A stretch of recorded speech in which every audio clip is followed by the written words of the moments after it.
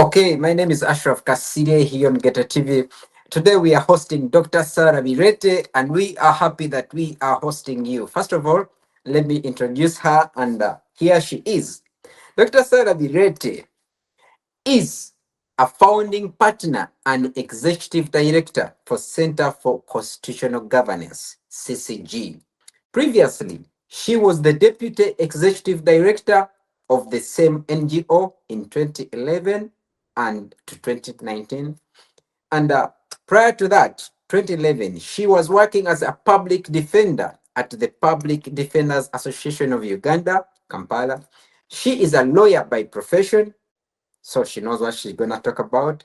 A human rights activist and a partner at Dickens Kamugisha and co-advocates in Kampala.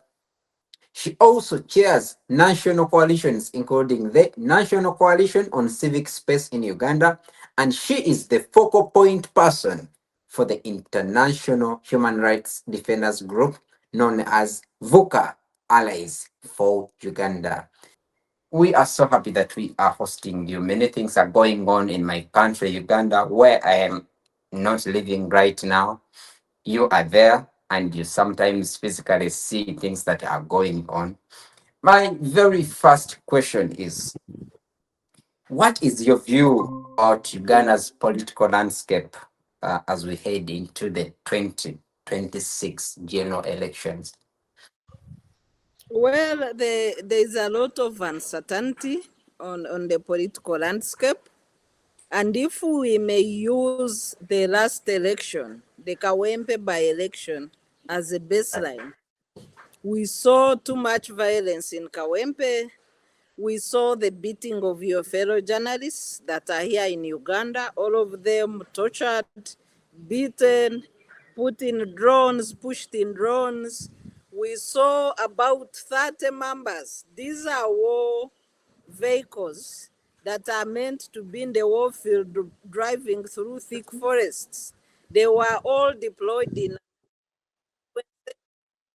known as Kawempe in the middle of the city. So these events don't give confidence to an ordinary Ugandan that Uganda is preparing for a peaceful election. Of course, immediately after the election, the most unstabilizing factor in Uganda is the army. The overreach of the army, it's in all sectors. It has forcefully usurped the functions of police in matters of keeping law and order. It interacts with citizens on a day-to-day basis, especially the opposition, and they come in on the side of torture, on the side of abductions. The recent case being that of Ed Mutwe, who was tortured and later dumped in a rural high court in Masaka and a rural prison where he cannot access proper medical attention. So this is the context. On the other hand, you have the Electoral Commission, which should be seriously preparing for elections. With no voter education going on, even citizens have not checked their Electoral Commission is slow to respond. So we have taken a decision to stick to our mandate. Although voter and civic education is part of our mandate, but we shall stick to the broader civic education and we shall stick to our regular work when it comes to elections. We might forget about partnerships with our Electoral Commission, given the circumstances. Okay. I know there are many other problems that you guys are facing and Ugandans are facing. Let's just try to go back to what you talked about earlier. We have seen someone being abducted, someone like Edward Sebofu, that is Edimutre, and we saw the CDF, I would say in quotes, for my own reasons, the CDF braggantly coming out to say that he is in his basement. What's your say on that?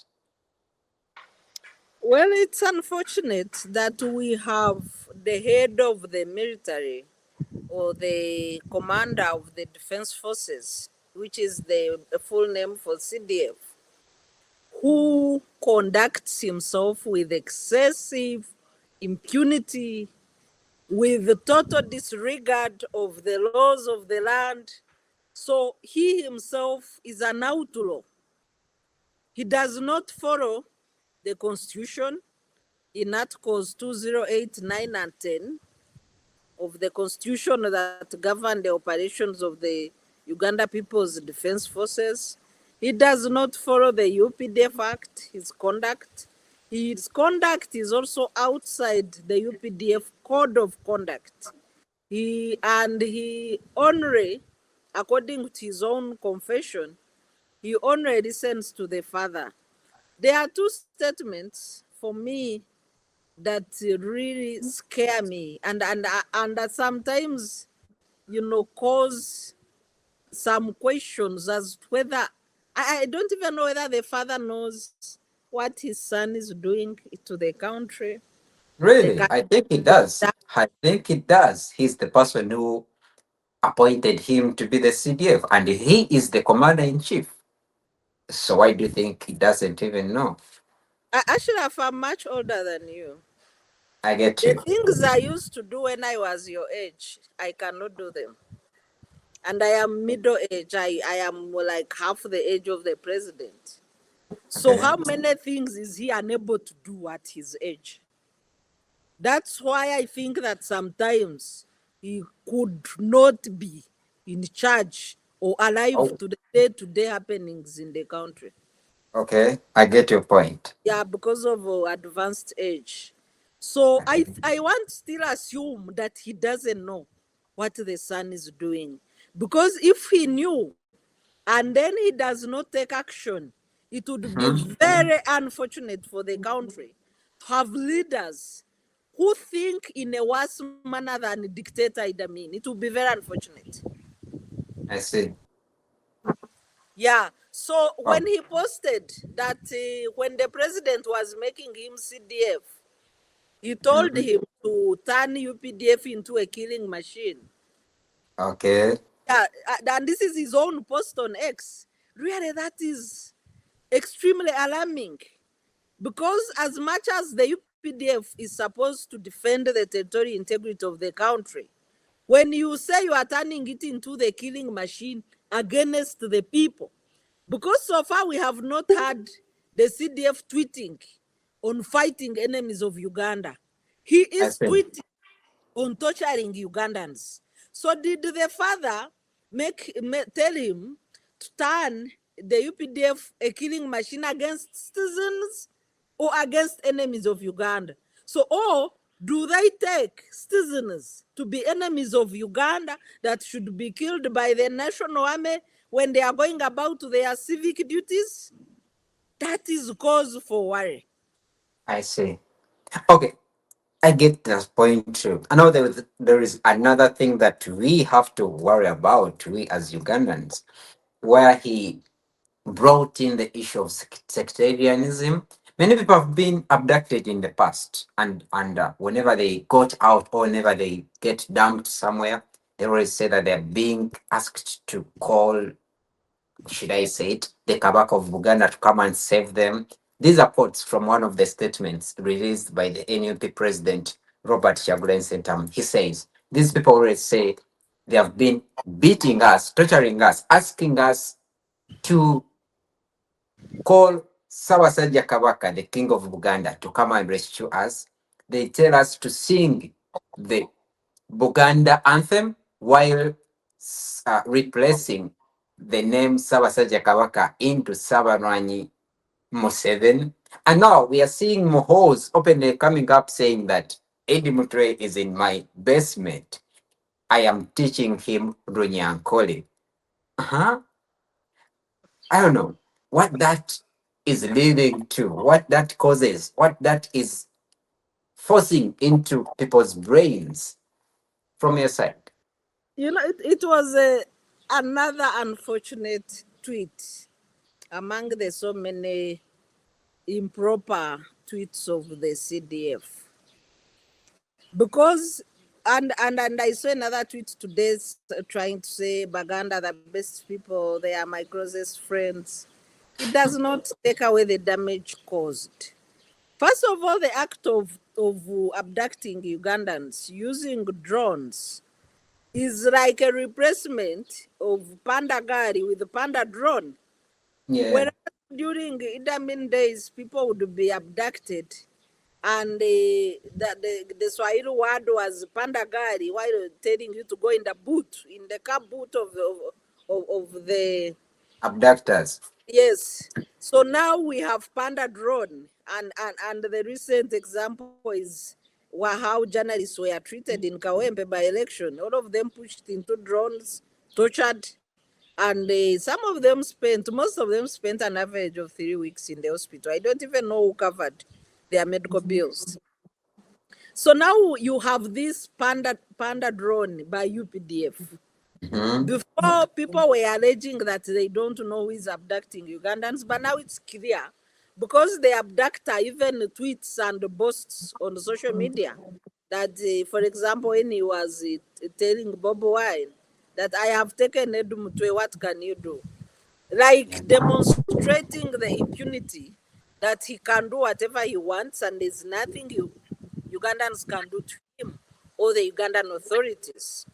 So this situation is really unfortunate under President Museveni, who waged a protracted war fighting previous governments for impunity, for human rights violations, for election rigging, but only to turn into a champion and perfect the abusive acts of previous leaders, whom he called swine. At least for them, he called them swine when they were no longer living.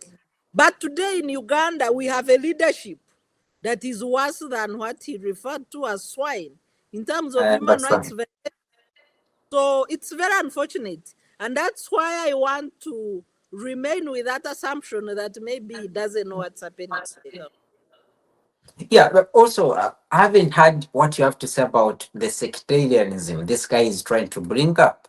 Do you think it's something small not to be looked at? You know, Ashraf, Ugandan communities, Ugandan tribes are intermixed.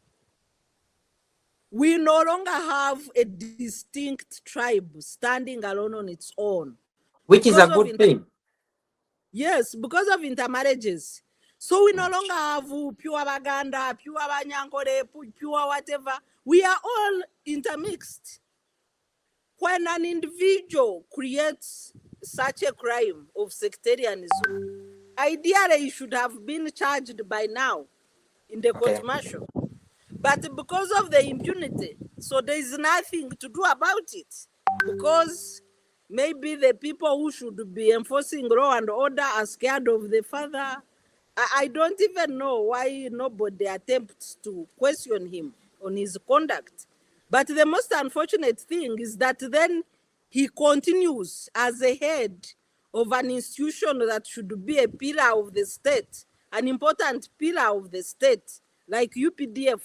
He carries on as the head of that institution, and I the see. father sees nothing wrong with him. So that's why I think that maybe the father doesn't know what the son is doing. He's Oh. not alive to the day-to-day occurrences in Uganda, meaning that he could be in a situation where maybe he only reads reports that he's given and he doesn't know what else is happening. Because if he knew and did nothing, then that would be very unfortunate for Uganda. So you want to paint something in our faces that even his son doesn't tell him what he does, that even Museveni's media team doesn't show him what is happening on X, yet Museveni sometimes bills are taken to him to ban Facebook because he must read that. And should does he only sign such bills? I want to understand something like that. His son doesn't tell him what is happening, the media team doesn't tell him, which we fund because we fund him like 2 billion a day to run things in his house. So I wonder if that's part of the funding. So his media team doesn't tell him what's happening on X. He doesn't even listen to anything. How how You how know, there how are can two that? options, Ashraf. There are two options. President Museveni is above 80 years. I happened to see my grandfather when he was between 80 to 110 years, and grandmother, the age where they died. At that age, the consumption of news is dependent on what people are told. I don't know whether President Museveni still reads the newspapers every morning like he used to do. If he Mm. still does, so there are only two options: that either he might not know because of advanced age, or he has chosen to lead Uganda in a worse manner than Idi Amin. One Wow, of the two is the position. I get you. Oh, this is tough.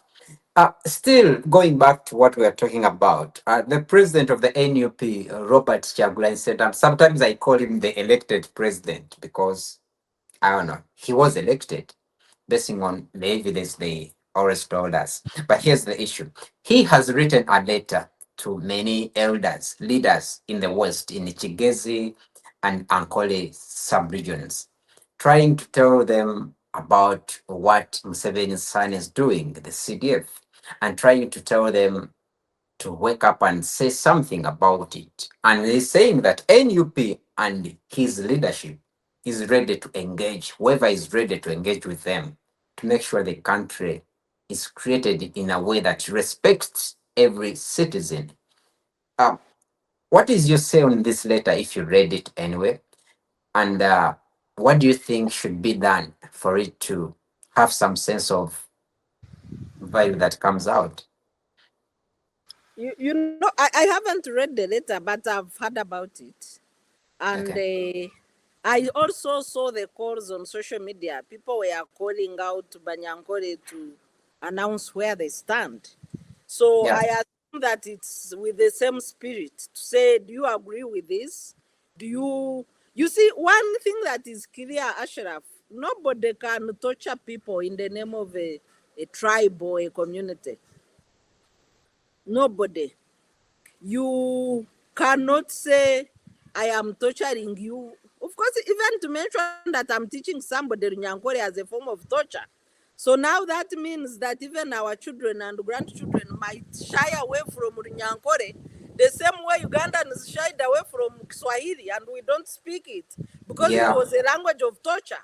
And Perfect. we are struggling with the integration in the East African community because Kenyans and Tanzanians speak fluent Chinyankore, but because Swahili was used as a language of torture in Uganda, two, Yep. 3 generations cannot speak Swahili. We Yep. struggle. So Yes. if we make Runyankore a language of torture, it means that our generations and the children of our children will shy away from speaking Runyankore because it will be associated as a language of torture that repressed Swahili under the leadership of Idi Amin and Anyanya and others. I get that point. Wow. So, do you think the leaders should come out and say something about this? I don't know. Well, it's good the leader of the opposition has reached out and wrote to these leaders. But I know that many Banyankore who are in public spaces really have nothing to do with torture going on under the leadership or supervision of the UPDF. And criminality is individual. The liability of crimes is personal. It cannot be translated to other people. Yeah, it would have been seen like that, that it is individual. However, someone is doing it as a CDF and he's not doing it as Imhoz Kainerugaba. So that takes us back to the fact that he is doing it under an institution that is led by the government. And someone would think that such leaders, elder leaders, could go and talk to their elder, who is Museveni, who will talk to his son, not to create the menace before things go out of hand. I don't know whether And I'm right on that. you see, President Museveni that Ugandans have known, because he has been in power over 40 years. I don't know whether people have capacity to pretend over such a long time. That's why I cast doubt that maybe he could also be too old to know what's happening in the country. And that should also lead him to rethink his retirement and rest if he doesn't know what's going on. So it's not that it's an excuse, but it should also be an indication. Because I know that in our constitution, under provisions for qualification for a president and grounds for removal of a president, is a question of mental state. Do you have mental capacity to execute your functions as envisaged under Article 98 of the Constitution? Because the president, in our circumstances or in accordance with our Constitution, is the head of the state, head of government, fountain of honor, and commanding chief of defense forces. So in our case, the president is the only supervisor of the CDF. So I if think. he is not alive to the appalling conduct of the CDF, then that takes us to the question on grounds of removal from office, which is mental capacity. If you don't have mental capacity to keep the country governed under the constitution, it's a ground for removal. And that's where Ugandans should focus, in my view. Okay. Because I the army get. is not conducting itself in accordance with the constitution. Okay. I get your point. Let me take you to something. Should I say Kenya or should I say Dr. William Ruto? Anyway, Dr. Kizabesigi was abducted in 2024 November in Kenya. And I don't know, many people have been saying that the Kenyan government or the president hoped to abduct him and brought him to Uganda without following the real laws of extradition, and also being abducted is a crime still and all that. What is your son that? And he's being kept in prison even when he was very sick. I think he's still sick. But what is your entire analysis on this issue? Well, Ugandans are no longer free in Kenya, I think, generally. Kenya used to be, used to feel like home until when, of course, the first abductions were the first victims of abductions under President Ruto's leadership, were the young people who were protesting the tax bill 1 year ago, Yeah, that and those that participated in the Gen Z protests. yeah, Some of them were murdered, some of them abducted, some of them were resurfaced after 3 months, and so on. yeah, So those abductions that led to the differences between the former deputy president Rigathi Gachagua when he called out to the security agencies over abductions, yeah, and later the reasons that led to his impeachment. I know that the Court of Appeal in Kenya has ruled against the impeachment process and stayed and held that Gachagua is still deputy president. I don't know how that will go, because a lot of, the status quo is no longer obtaining.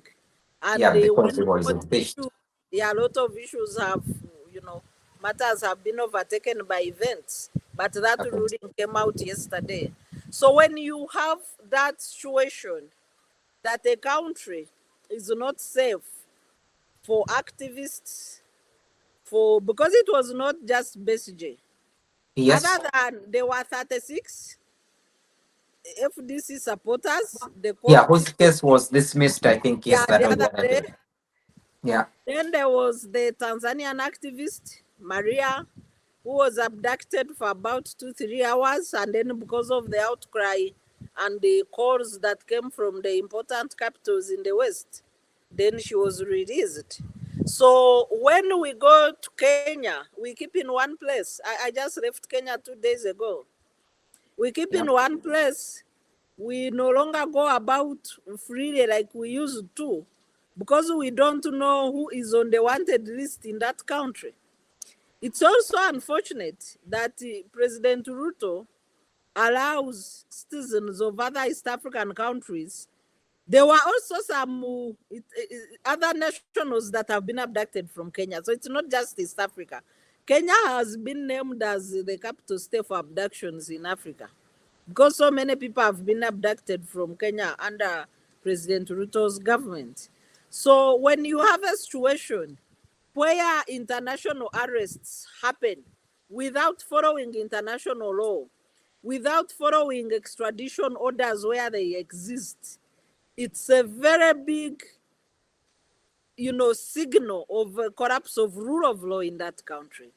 It's a very big signal of impunity and abuse of national and international law and lack of responsibility to protect, which is a responsibility for all states in the world to protect citizens of the world. So President Ruto has failed on these three occasions, but also most unfortunately, he has let down East Africans as the current chair of ESC, who is presiding over abductions of East Africans, instead of working for the integration under the customs union that creates provisions for free movement of persons, goods, and services in the region.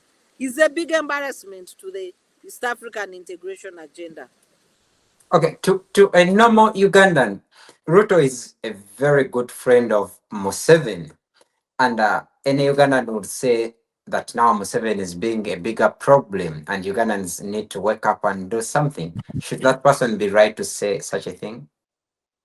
It is Ruto who is a big embarrassment that in the first 2 years of your leadership in your country, that was previously seen as a progressive country, all you are doing is to benchmark from an 80 plus year old dictator that is in the evening of his life, he is in the evening of his leadership, and you as a young leader who is middle aged, who has just been elected, that you are performing worse than a 40-year dictator in power. Ruto is a shame, a big shame to the East African community. Ah, you've said it right. Let me take you, Dr. Sarah, related to another issue that I think we should address. Um,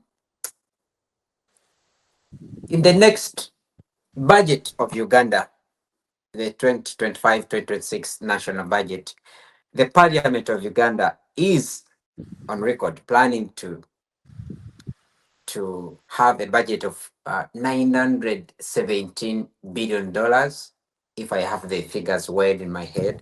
But now, part of that $37 billion have been allocated for the political administration, where the speaker, Anita Mong, is going to spend close to $20 billion in her office. And we all hear she is a woman who is trying to fight to become a leader, a big person in the in Eastern region, against the ex speaker who was Kadaga, and also do other things that are not even under the law. So, do you think Parliament is doing the right thing to spend 37 billion Uganda shillings just to facilitate political administration in Parliament? Yet, many regions, districts don't have hospitals, don't have well-funded schools, don't have good roads, and we are seeing a lot of money, $37 billion, yet to be passed, to be used by the political administratives in Parliament. Well, the Constitution of Uganda, the framers of the Constitution of Uganda, made Parliament a self budgeting and a self accounting entity in the hope that that would strengthen the independence of Parliament. They forgot that with bad leadership, this element of self budgeting and self accounting can be abused.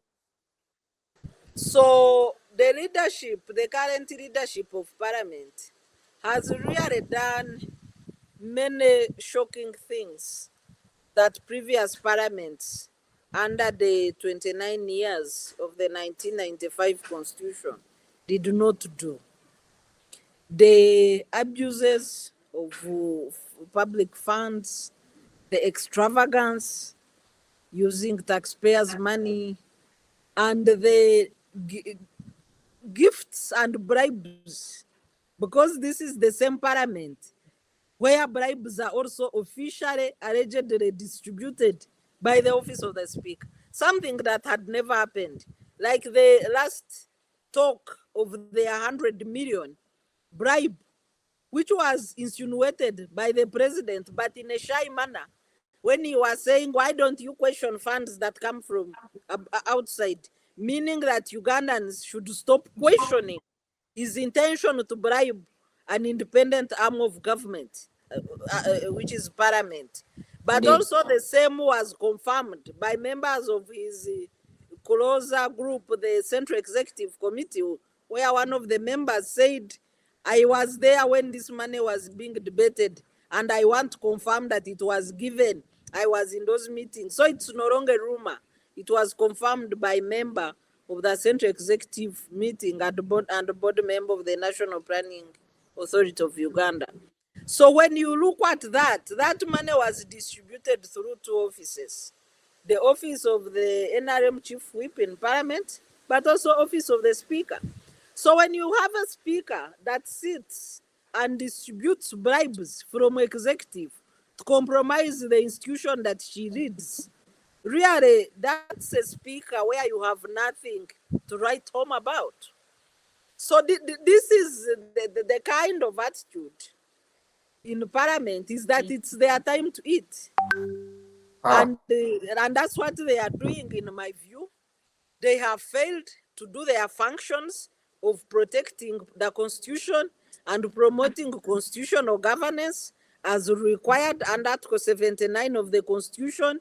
For them, they think their function is to share and distribute the national cake, which is budgeting, and then among through budgeting, themselves.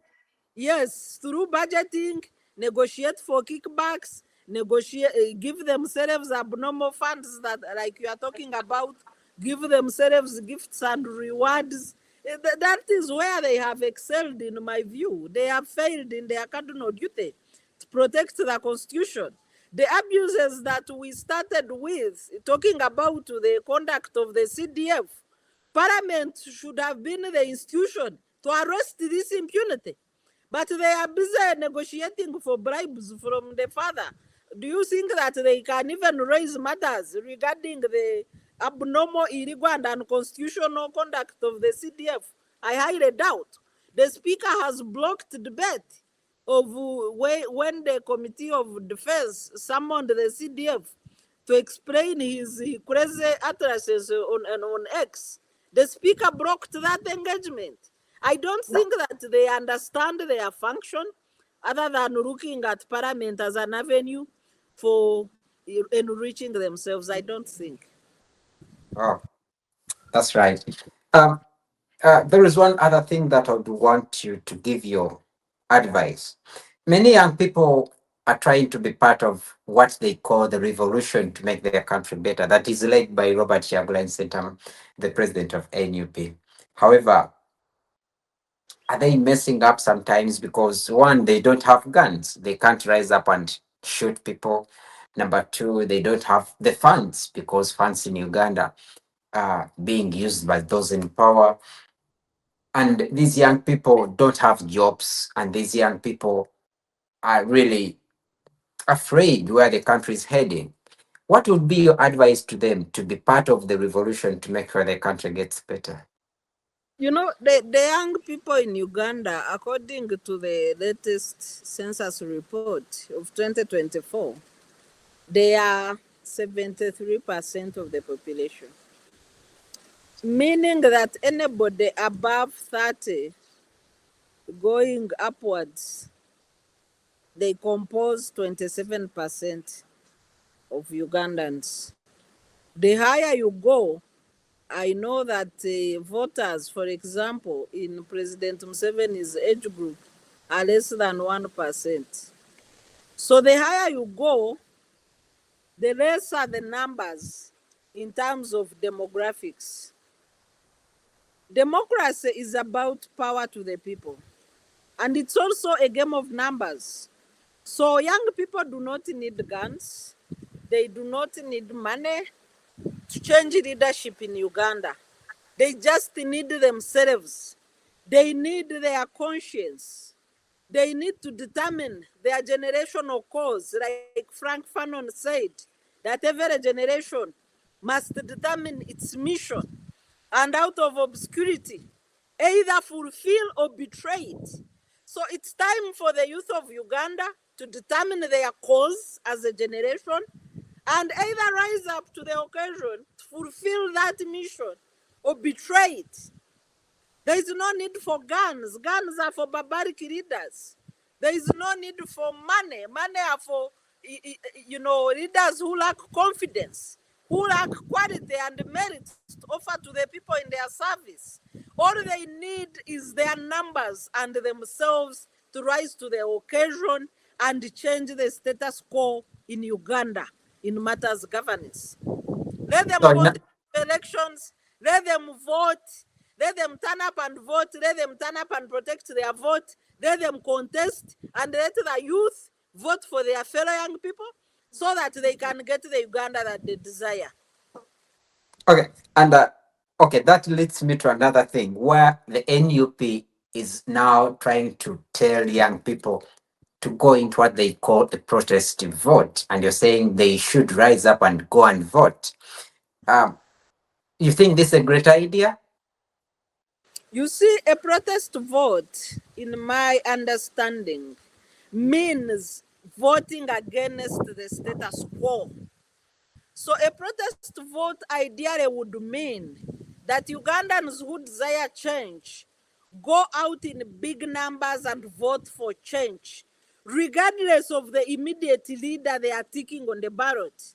So if Ugandans were to indeed make the protest vote effective, it means that they would go and vote anybody else that is not NRM and make sure NRM does not get the obscene majority that they have used to abuse and misuse our constitution and abuse the sovereign rights of Ugandans. So, and young people are more than 10 million voters on the voter register. Young people can determine on their own a president of this country. Young people can form majority MPs in this country. They can vote out all these useless people that are picking bribes from State House. This is what they need to do in order to secure themselves and their future. Wow, this has been a great conversation with you, Dr. Sarah Birete. What could be your last word to our viewers of Ghetto TV before we say bye bye? Uganda belongs to Ugandans. I know that we are going through hard times democratically with abuse of rights, with excessive impunity, with torture, abductions, killings. But this is not the first time for Ugandans to go through these periods that we are going through. Except that when we are growing up, we thought that Ugandans would never go through these hard times that we are facing today. But we were wrong because these hard times are here with us. So my call to Ugandans is let us rise up to the occasion. Uganda belongs to Ugandans. Let these excesses and impunity not take away their country from them. Let them defend their sovereignty. Wow, you've heard it from Dr. Sarah Birete. My name is Ashraf Kassiri. Dr. Sarah Birete has been speaking to Ashraf Kassiri on Ghetto TV. And we thank you. See you next time. Thank you for inviting me.